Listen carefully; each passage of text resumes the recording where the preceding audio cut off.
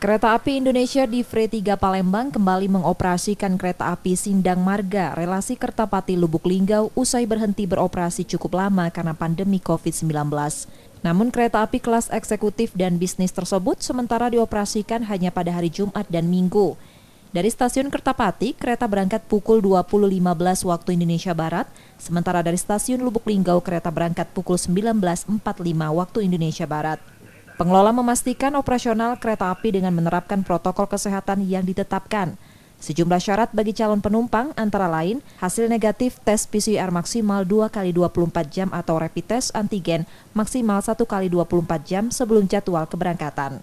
Selain itu, calon penumpang juga sudah menjalani vaksinasi COVID-19 minimal dosis pertama.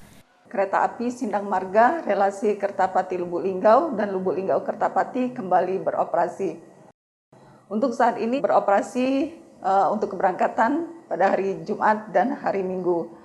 Adapun persyaratan bagi penumpang masih sesuai dengan aturan yang telah ditetapkan pemerintah, yaitu menunjukkan hasil negatif COVID-19 dengan menunjukkan hasil tes antigen maksimal 1 kali 24 jam atau PCR 2 kali 24 jam dan juga menunjukkan kartu vaksin minimal dosis pertama.